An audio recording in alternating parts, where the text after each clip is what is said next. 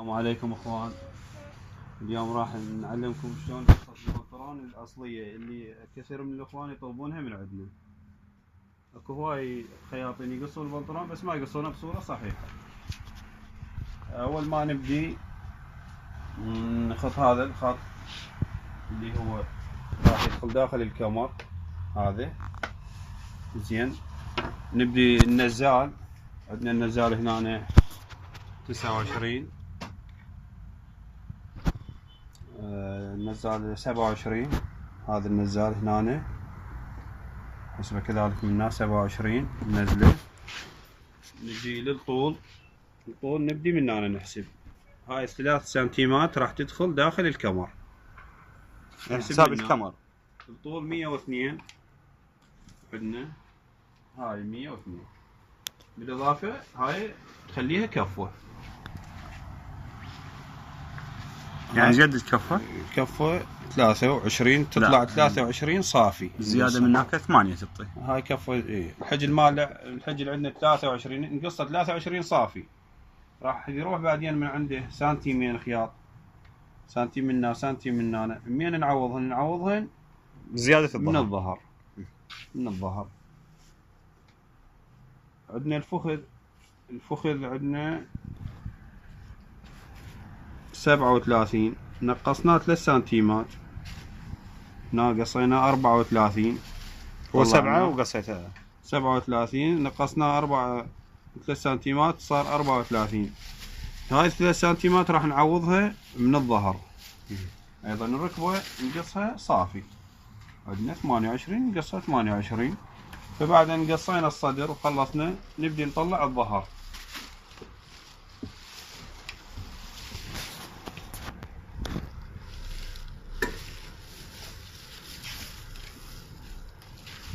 طبعا الكمر يتقسم على 4 عندنا. نضيف خياط من هنا وخياط من هنا، قسم على 4. عندنا نقطة مهمة اللي هي بالصدر. عندنا الخط الوسط اللي راح نخلي عليه الحباسية وتطلع من عنده الكسرة. هذا نقيسه من البداية. هذا اذا بكسره واذا ما بكسره. اي بالضبط. كسرة الاوتي بالضبط، اي كسرة الاوتي. هذا نقيسه من البداية. بداية القماش يعني عندنا على سبيل المثال هذا القماش مالتنا، هذا حد القماش مالتنا الحاشية. نقيس مثلا من هنا 15 طلع عندنا هاي ال 15. نجي اللي هنا نحط ال 15 نفسها. نجي كذلك من الركبة من البداية نحط ال 15 كذلك من هنا نخلي ال 15. هذا خط نوصله بس مجرد نيشان نوصله. الغاية من عنده على مود لا تفتر الكسرة مال البنطلون او يصير التفاف بالحجل. نجي نطلع الحجل من نريد نطلعه. الحجل مالنا 23، نص 23 11 ونص، ف 11 ونص من هنا و 11 ونص من هنا يطلع عندي 23. نجي نطلع الظهر مال البنطلون.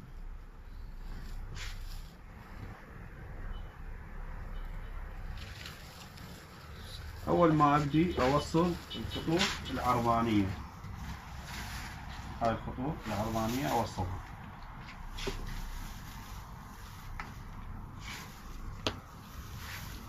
هاي الخطوط العرضانيه كلها اوصلها.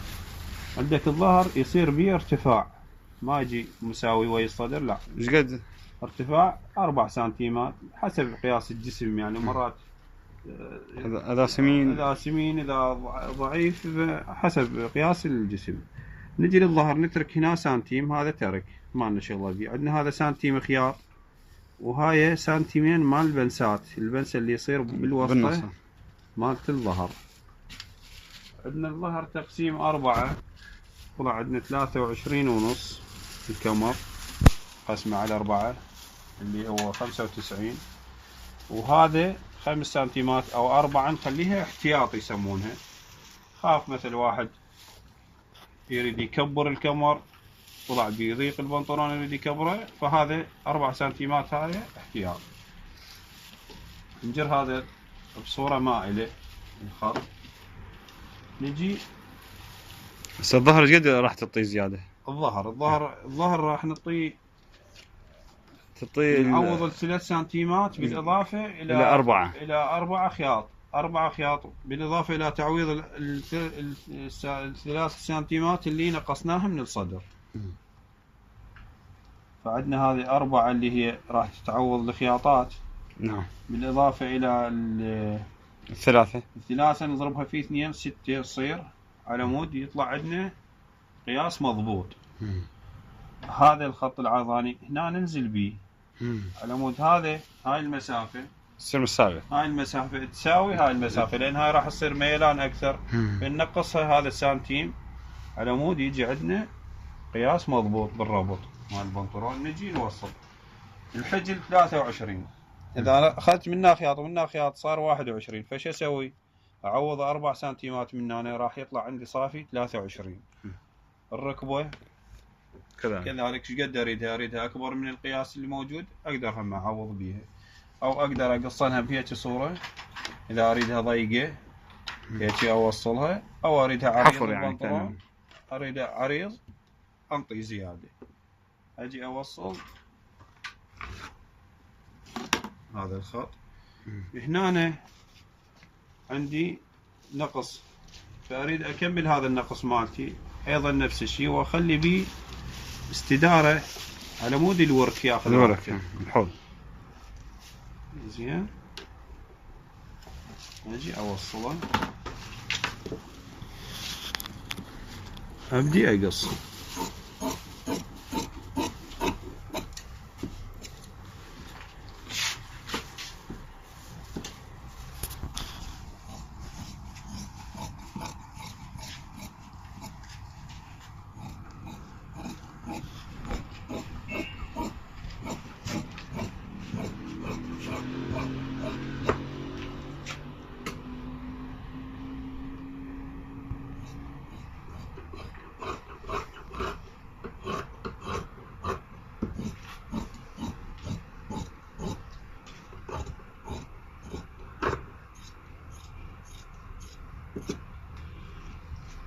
هذا البنطلون اللي بدون كسرات، اما اذا بيه كسرات لا اخليه من مساويات نفس الشيء، اعوض الكسرات من هاي الصفحة.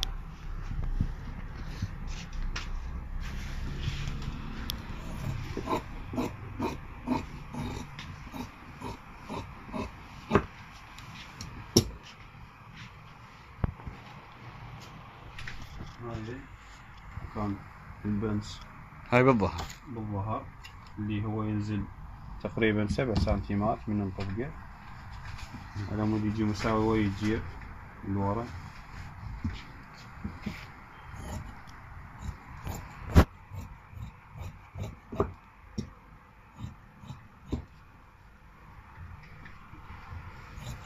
هاي عندنا اللي نسميها هنا المرايات اللي راح تكون داخل الجيب تحت الجيب مال الصدر.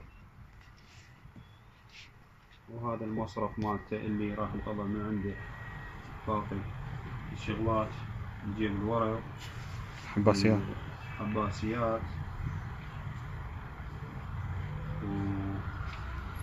ونوصل اللي راجعه للسحار. هاي الطريقة خلصت افصال البنطلون، وان شاء الله راح نشرح لكم طريقة الخياطة مالته هماتين.